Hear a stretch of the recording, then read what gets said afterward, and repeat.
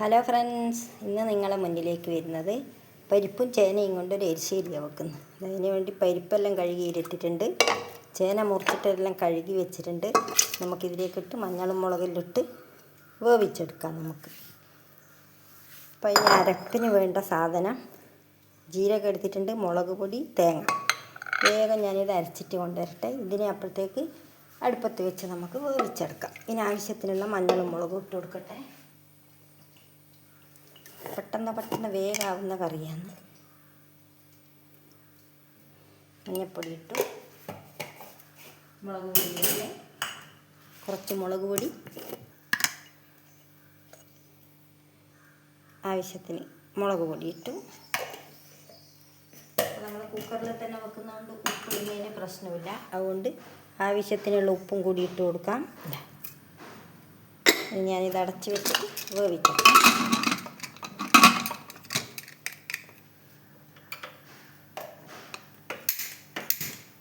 Okay, ഇനി വേഗമായിട്ട് കാണിച്ചു തരാം. അപ്പോൾ ഗൈസ്, നമ്മളെ പരിപ്പും ചേനയും ഇതാ വെന്തിട്ടുണ്ട്. ഞാനത് ചട്ടിയിലേക്ക് മാറ്റുന്നുണ്ട്. കുക്കറിലാക്കി കഴിഞ്ഞാൽ നിങ്ങൾക്ക് കാണിച്ചു തരാൻ പറ്റില്ല. അപ്പം അത് കാരണം ചട്ടിയിലേക്ക് മാറ്റി ഞാൻ. അപ്പോൾ മര്യാദയ്ക്ക് കാണാമല്ലോ. ഇനി നമുക്ക് എല്ലാം ഇളക്കി ചേർക്കാം. അരവെല്ലാം, അപ്പോൾ അതിന് വേണ്ടിയിട്ടുള്ള അരവെല്ലാം ശരിയാക്കി ഇതാ ഇവിടെ കൊണ്ടുവന്നിട്ടുണ്ട്, കണ്ടല്ലോ. അപ്പം ഞാനിത് അടുപ്പത്ത് വെക്കട്ടെ.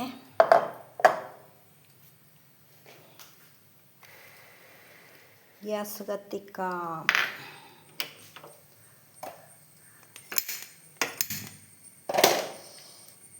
അപ്പം ഇവിടെ വെച്ച് ഇനി നമുക്കതെല്ലാം ഇളക്കി ചേർക്കാം.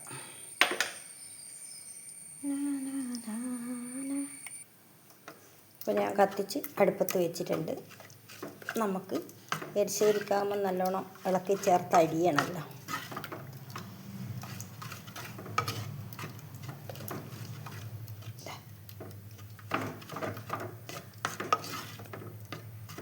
നല്ല അടിപൊളിയായിട്ട് ഇളക്കി ചേർത്ത് കണ്ട. ഇനി ഞാൻ അരവിൻ്റെ അകത്ത് ഇട്ടെല്ലാം കൂടി തിളക്കട്ടെ.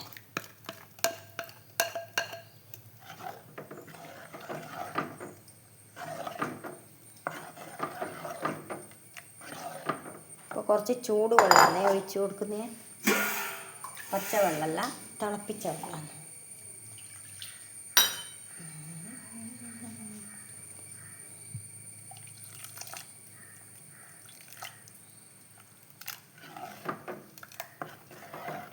കുറച്ചുകൂടി വേണം, ചോറിന് കൂട്ടാനുള്ളതാണല്ലോ നമുക്ക്.